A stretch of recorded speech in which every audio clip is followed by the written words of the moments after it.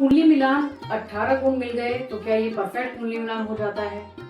कई बार ऐसे बहुत से एग्जाम्पल हमने देखे हैं जहाँ पर 29 गुण भी मिले हैं कपल के आपस में, लेकिन उनका कुछ ही टाइम के बाद डिवोर्स भी हुआ है या उनको फाइनेंशियल प्रॉब्लम्स बहुत सी हुई है।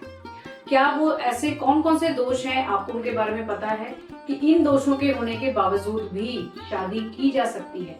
कई बार एस्ट्रोलॉजर्स केवल कुछ दोष को देखते ही शादी के लिए मना कर देते हैं। जिनके पास अगर आप कुंडली मिलान के लिए गए हैं, गुण मिलान कम से कम 18 तो होने ही चाहिए, लेकिन उसके बावजूद भी कौन से दोष हैं जिनको समझना बहुत जरूरी है। क्या कोई दोष ऐसा बनता तो नहीं जिससे आगे लाइफ में इम्पैक्ट आएगा? कुछ दोष अगर बनते भी हैं उसके बावजूद भी शादी हो सकती है, वो कौन कौन से एक्सेप्शंस हैं? इन सभी चीजों की चर्चा करेंगे इस वीडियो में।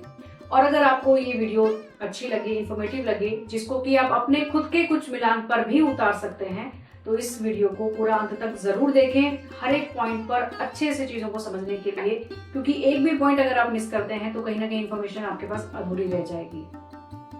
अंत तक तो जरूर देखें, बेल आइकन को जरूर दबा लें, सब्सक्राइब भी जरूर कर लें।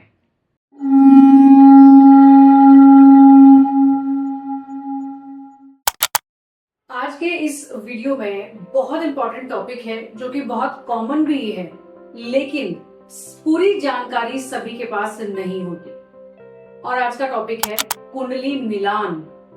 जब भी कभी शादी की बात चलती है और जो लोग बिलीव करते हैं कि हमें एस्ट्रोलॉजी के हिसाब से चलना है, कुंडलियों का मिलान कर कर चलना है, तो वो लोग बड़ी चिंता में भी होते हैं कि कुंडली मिलान करनी है, लेकिन कैसे करनी है, किससे करानी है।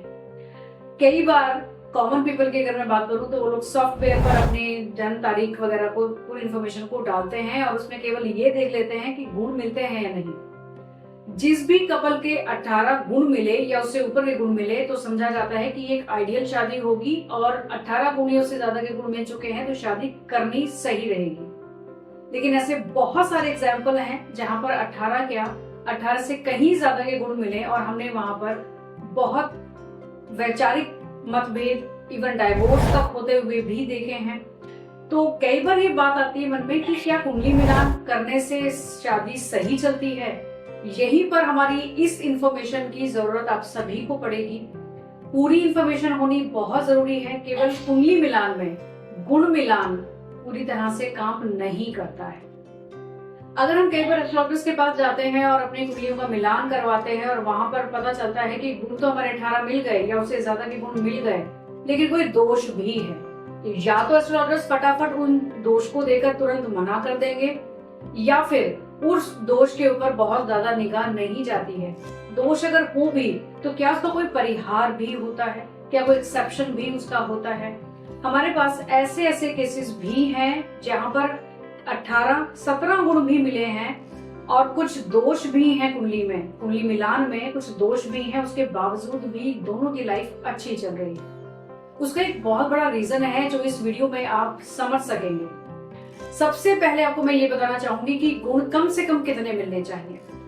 शास्त्रों के अनुसार हमारे 18 गुण यानी कि वर वधु यानी कि ब्राइड एंड ग्रूम के 18 गुण तो कम से कम है जो मिलने चाहिए, क्योंकि जिसमें बेसिक चीजें कवर हो जाती है। बात करेंगे 3 ऐसे दोषों की जिनको देखकर या तो तुरंत शादी के लिए मना कर दिया जाता है, लेकिन इस चीज को बहुत डिटेल में नहीं देखा जाता कि इस दोष के बावजूद भी शादी अच्छी रह सकती है। लेकिन हाँ, कुछ दोष ऐसे भी हैं जहां पर आपकी कुंडली कितनी भी मर्जी अच्छी हो, लेकिन उस दोष की वजह से लाइफ में प्रॉब्लम्स बनी ही रहेगी। कौन से वो दोष हैं और कौन कौन से वो एक्सेप्शंस हैं, इसके बारे में डिटेल में बात करेंगे। तो ये बात हमने जान ली कि सबसे पहले 18 गुण होने बहुत जरूरी है। इसी के साथ में शुरुआत करेंगे 3 दोषों की। तो सबसे पहला दोष है गण दोष, दूसरा दोष है भकूट दोष, तीसरा दोष है नाड़ी दोष। इन तीनों ही दोषों को देखकर या तो शादी मना हो जाती है, लेकिन आज आपको मैं एक्सेप्शंस बताऊंगी कि इन दोषों के बावजूद भी शादी कब आप कर सकते हैं। सबसे पहले बात करते हैं गण दोष की। गण दोष यानी कि 3 प्रकार के गण हमारे शास्त्रों में बताए गए हैं, जैसे कि इंसान की नेचर हो सकती है। सबसे पहले देवगण, यानी कि जो थोड़े सात्विक प्रवृत्ति के जो लोग होते हैं उनका ज्यादातर आपको देवगण मिलेगा, या देवगण के जो लोग हैं वो सात्विक प्रकृति के मिलेंगे। साथ ही दूसरा जो गण है वो है मनुष्य गण, जो कि मिला जुला प्रभाव लेकर होता है। तीसरा होता है राक्षस गण, जो कि प्रैक्टिकल लोग ज्यादा देखे जाते हैं आज के टाइम में, जिनमें कुछ तामसिक आदतें भी हो सकती हैं। तो यहाँ पर गणों का मिलान आप खुद से भी कैसे देख सकते हैं। देव और राक्षस गण बिल्कुल नहीं चल पाएगा, लेकिन देव और मनुष्य गण अगर आपका है, मनुष्य या राक्षस गण अगर आपका है, तो कई बार इसको देकर मना कर दिया जाता है, लेकिन यहाँ पर शादी संभव है। मनुष्य गण ऐसा है जो कि देव और राक्षस दोनों के ही साथ जा सकता है, तालमेल बैठा सकता है। मनुष्य के जैसे नाम से ही पता चलता है, मनुष्य जैसी प्रवृत्तियां जो कि अच्छी और बुरी दोनों मिलीजुली हो सकती हैं। तो ऐसे लोग देवगण के साथ भी एडजस्ट कर जाएंगे और राक्षस गण के साथ भी एडजस्ट कर लेते हैं। तो यहाँ पर मनुष्य राक्षस, मनुष्य देव बिल्कुल चलेगा, इसमें कोई भी गण दोष ना माने। अगला जो एक दोष है जो कि मेन होगा, भकूट दोष। भकूट दोष क्योंकि 3 प्रकार का होता है, 3 तरह का भकूट दोष होता है। सबसे पहले होता है द्विद्वादश, यानी कि एक राशि 2 नंबर की और एक राशि 12 नंबर की, यानी कि एक दूसरे से 2 और 12 के गिनती पर वो आती हैं। इसका इम्पैक्ट क्या होता है, सबसे पहले ये समझ लेते हैं जल्दी से। सबसे बड़ा जो इसका इम्पैक्ट आता है वो आता है कपल के फाइनेंसेस पर, यानी कि सेविंग्स ऐसे लोगों में कम होना, खर्चे ज्यादा होते रहना, या इनकम में कोई प्रॉब्लम या हर्डल्स कई बार आते रहना, तो ये इसका साइड इफेक्ट होता है। इसलिए इस दोष के अंदर शादी को मना किया जाता है। अब इसका एक्सेप्शन क्या हो सकता है, कि इसका कोई परिहार है क्या? कौन कौन सी वो राशियां हैं जिसमें हम कह सकते हैं कि भकूट होने के बावजूद भी ये शादी आप कर सकते हैं, ये शादी पॉसिबल है। अब भकूट दोष में, द्विद्वादश में कौन से ऐसी राशियां हैं जो शुभ रहेंगी? मेष और मीन, यानी कि 1 नंबर और 12 नंबर की राशि अगर है तो ये एक दूसरे से दूसरी और 12 नंबर की राशि हो गई, लेकिन इनका विवाह यहाँ पर शुभ रह सकता है। भकूट होने के बावजूद भी यहाँ पर शुभता रहेगी। इसके अलावा अगर हम कर्क और सिंह की बात करें, यहाँ पर भी ये मेल शुभ रहेगा। ऐसे और भी बहुत सारे कॉम्बिनेशंस बनते हैं। अशुभ कॉम्बिनेशंस कौन से रहेंगे द्विद्वादश के?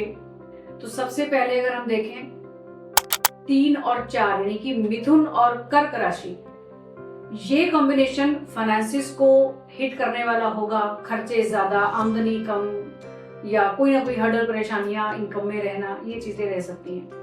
साथ में कुंभ और मीन, ये भी एक ऐसा कॉम्बिनेशन है जो कि शुभ नहीं माना जाएगा, इसका भी साइड इफेक्ट देखने को मिलेगा। तो अगर ये वाला कोई कॉम्बिनेशन आपके भी भकूट दोष में, द्विद्वादश में अगर बनता है, तो आपको शादी के लिए मना कर देना है।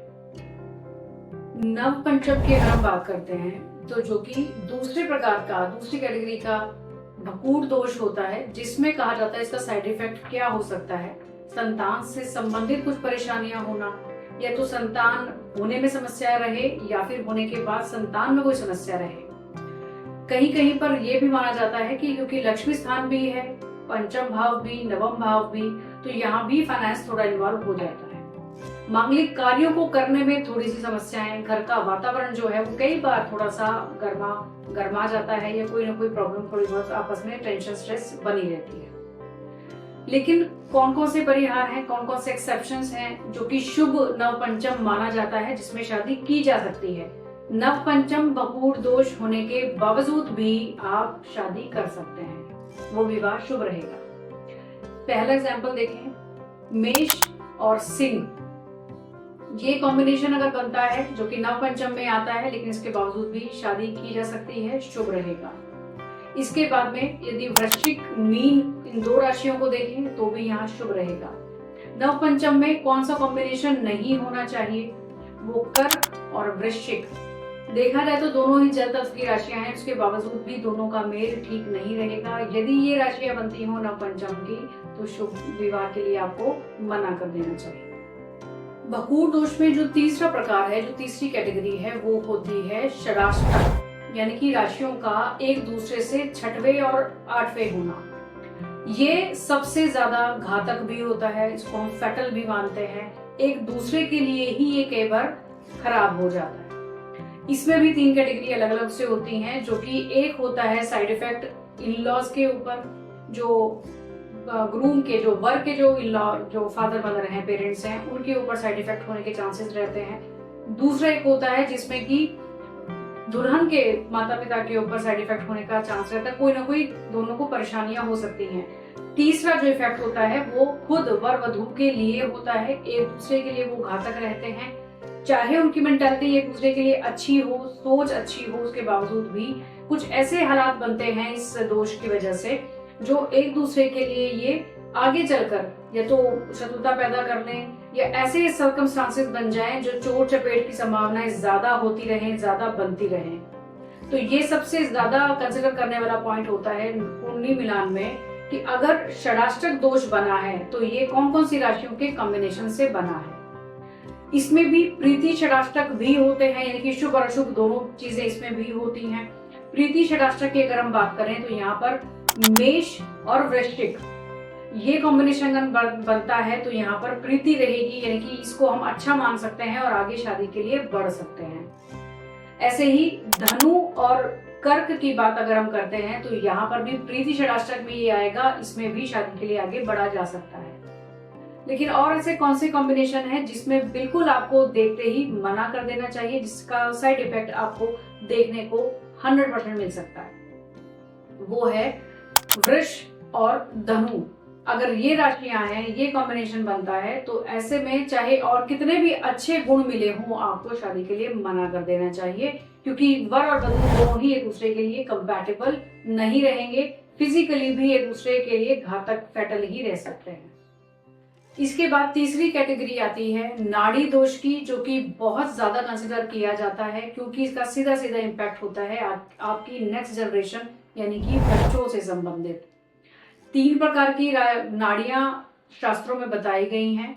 इनका कौन कौन सा कॉम्बिनेशन है कि कब नाड़ी दोष में भी शादी कर सकते हैं या कौन सी ऐसी नाड़ी है जिसमें शादी बिल्कुल भी नहीं हो सकती। नाड़ी 3 तरह की बताई गई हैं, आदि, मध्य और अंत्य नाड़ी। इन तीनों का ही संबंध आपके वैवाहिक सुख से यानी कि शारीरिक सुख से भी है, आने वाले जो जनरेशन संतान जो है उससे भी है। तीनों में से अगर आपकी 2 ऐसी नाड़ियां हैं जो कि दोनों की सेम हो जाएं तो भी शादी की जा सकती है, और वो नाड़ियां हैं आदि और अंत्य। दोनों की ही एक नाड़ी वैसे होनी नहीं चाहिए, दोनों की अलग अलग नाड़ियां होनी चाहिए। फॉर एग्जाम्पल अगर एक की आदि है तो दूसरे की मध्य हो सकती है, एक की मध्य है तो दूसरे की अंत्य हो सकती है, आदि या अंत्य हो सकती है, तो ये कॉम्बिनेशन चलता है। लेकिन अगर दोनों की सेम नाड़ी हो जाए, मध्य मध्य हो जाए, आदि आदि हो जाए, अंत्य अंत्य हो जाए, तो यहाँ पर नाड़ी दोष कंसिडर किया जाता है। इसके बावजूद भी दोनों ये जो नाड़ियां हैं यानी कि आदि और अंत्य, अगर ये भी दोनों की एक ही हो जाती हैं तो भी शादी कहीं ना कहीं हो सकती है। लेकिन मध्य नाड़ी बिल्कुल भी नहीं चल पाएगी, क्योंकि यहाँ पर बच्चों के होने की संभावना जो है वो पूरी तरह से खत्म हो जाती है। सभी पॉइंट्स को हमने काफी अच्छे से समझ लिया है। एक चीज और यहाँ देखनी बहुत जरूरी होती है, कई बार कहा जाता है कि ये पॉइंट इतना इम्पोर्टेंट है कि कई बार सभी दोषों के ऊपर जाकर बैठता है। मैत्री यानी कि दोनों वर और वधू की क्या राशि बनती है, उन ग्रहों की मैत्री आपस में है या नहीं, उन दोनों का कैसा आपस में संबंध है, उस चीजों को जरूर देख लें। कई बार समसप्तक योग भी बनते हैं, एक दूसरे की राशि जो है वो आमने सामने बैठती है। 4 नंबर और 10 नंबर ये अगर केंद्र भाव भी कहला रहे हैं, लेकिन केंद्र में दोनों समसप्तक योग बनाकर बैठे तब भी यहाँ पर कुछ ना कुछ अशुभता जरूर रहेगी। तो ग्रहों की मैत्री को जरूर देखिए, दोनों की राशि में कितनी मित्रता है या शत्रुता है उस चीज को सबसे पहले देख लें, उसके बाद इन सभी दोषों का विचार भी जरूर करें। कुल मिलाकर कहा जाए तो शायद कुंडली मिलान केवल गुण मिलान नहीं है, गुण आपके कम भी मिले तो भी चल सकता है, लेकिन ये जो सारे क्राइटेरिया हमने बात की है इन सभी को एक बार देखना बहुत जरूरी होता है। इसके साथ साथ लास्ट में इंडिविजुअल कुंडली में किस प्रकार के दोष हैं, किस प्रकार के शुभ योग हैं, उसको भी जरूर देखें। अगर किसी की फॉर एग्जाम्पल के तौर पर हम समझते हैं कुंडली में यदि सप्तम भाव पीड़ित है जहां पर शादी का बहुत खराब योग है, या तो शादी ना के बराबर हो या फिर होने के बाद बहुत सारी समस्याएं हों, शादी करने से पहले कुछ उपाय करने बहुत जरूरी होंगे और उसके बाद आप अगर शादी के लिए आगे बढ़ते हैं तो यहाँ पर कुछ संभावनाएं अच्छी रहेंगी।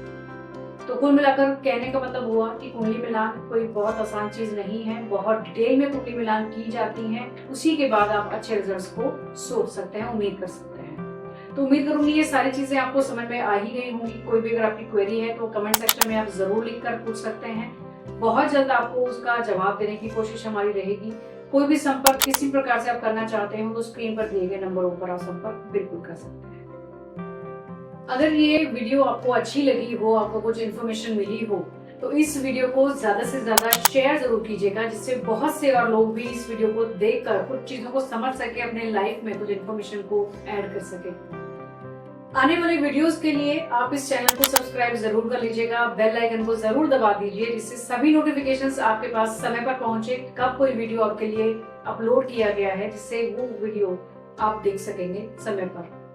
किसी भी प्रकार की कंसल्टेशन अगर आप चाहते हो, एस्ट्रोलॉजी से संबंधित, अपने लाइफ में कुछ भी घटनाओं के बारे में संबंधित चीजों को जानना चाहते हैं, तो नीचे स्क्रीन पर दिए गए नंबरों पर आप संपर्क कर सकते हैं।